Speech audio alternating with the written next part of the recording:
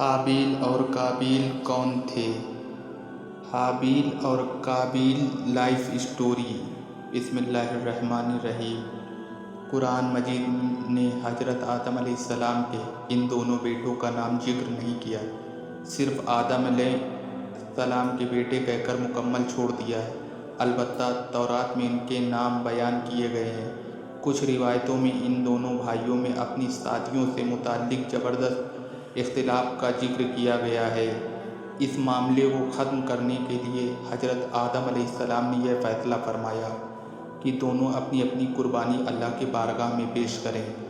جس کی قربانی منظور ہو جائے وہی اپنے ارادے کے پورا کر لینے کا حقدار ہے۔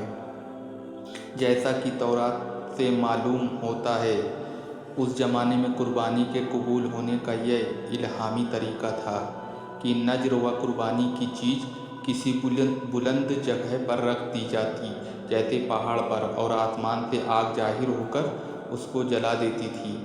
اس قانون کے مطابق حابیل نے اپنے کچھ مال میں سے ایک بہترین دمبا اللہ کو نذر کیا، اور قابیل نے اپنی کھیتی کے غلے میں سے ردی یا خراب قسم کا غلہ قربانی کے لیے پیش کیا۔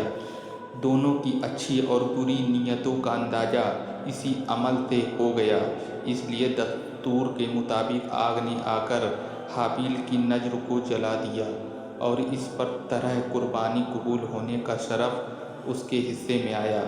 قابیل اپنی اس توہین کو کسی طرح برداشت نہ کر سکا، اور اس نے غیظ و غضب میں آ کر حابیل سے کہا کہ میں تجھ کو قتل کیے بغیر نہ چھوڑوں گا، تاکہ تو اپنی مراد کو نہ پہنچ سکے۔ حابیل نے جواب دیا، میں تو کسی طرح تجھ پر ہاتھ نہ اٹھاؤں گا، باقی تیری جو مرضی آئے وہ کر۔ رہا قربانی کا معاملہ، سو اللہ کے یہاں نیک نیت سے ہی کی نذر قبول ہو سکتی ہے۔ وہاں بد نیت کی نہ دھمکی کام آ سکتی ہے اور نہ بے وجہ غم و غصہ، اور اس پر قابیل نے غصے سے بہت زیادہ بھڑک کر اپنے بھائی حابیل کو مار ڈالا۔ قرآن پاک میں نہ شادی سے متعلق اختلاف کا ذکر ہے اور نہ ان دونوں کے ناموں کا ذکر ہے، صرف قربانی نذر کا ذکر ہے، اور اس روایت سے زیادہ حابیل کی لاش کے دفن سے متعلق یہ اضافہ ہے۔ قتل کے بعد قابیل حیران تھا کہ اس لاش کا کیا کرے۔ ابھی تک آدم کی نسل موت سے دوچار نہیں ہوئی تھی، یہ زمین پر پہلا قتل تھا، اور اس لیے حضرت آدم علیہ السلام نے مردے کے بارے میں اللہ کا کوئی حکم نہیں سنایا تھا۔ اچانک اس نے دیکھا کہ ایک کوے نے زمین کرید کر گڈھا کھودا۔ قابیل اسے دیکھ کر سمجھ گیا کہ مجھے بھی اپنے بھائی کے لیے اسی طرح گڈھا کھودنا چاہیے، اور کچھ روایتوں میں یہ بھی آیا ہے کہ کوے نے دوسرے مردے کوے کو اس گڈھے میں چھپا دیا۔ قابیل نے یہ دیکھا تو اپنی ناکارہ زندگی پر بے حد افسوس کیا، اور کہنے لگا کہ میں اس جانور سے بھی گیا گزرا ہو گیا کہ اپنے اس جرم کو چھپانے کی بھی حیثیت نہیں رکھتا۔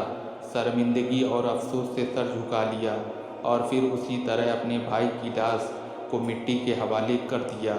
اس واقعے کے بیان کے بعد قرآن پاک میں آتا ہے کہ اسی وجہ سے لکھا ہم نے بنی اسرائیل پر کہ جو کوئی قتل کرے ایک جان کو بلا عوض جان کے یا فساد کرنے کی غرض سے، تو گویا اس نے قتل کر ڈالا ان سب لوگوں کو، اور جس نے زندہ رکھا ایک جان کو تو گویا زندہ کر دیا سب لوگوں کو۔ سورہ مائدہ آیت 5 سے 32۔ امام احمد نے اپنی مسند میں حضرت عبداللہ بن مسعود رضی اللہ تعالیٰ عنہ سے ایک روایت کی ہے۔ اللہ کے رسول صلی اللہ علیہ وسلم نے فرمایا کہ دنیا میں جب بھی کوئی جرم سے قتل ہوتا ہے تو اس کا گناہ حضرت آدم علیہ السلام کے پہلے بیٹے قابیل کی گردن پر ضرور ہوتا ہے، اس لیے کہ وہ پہلا آدمی ہے جس نے ظالمانہ قتل کی شروعات کی اور یہ ناپاک سنت جاری کی۔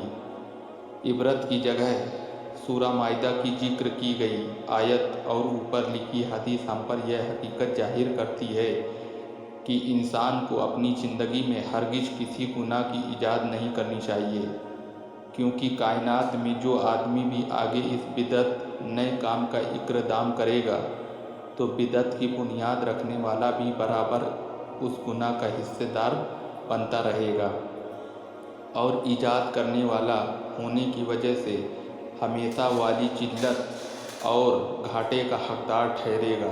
نعوذ باللہ من ذالک۔ حضرت آدم علیہ السلام کے ان دو بیٹوں کا ذکر سورہ مائدہ میں کیا گیا ہے۔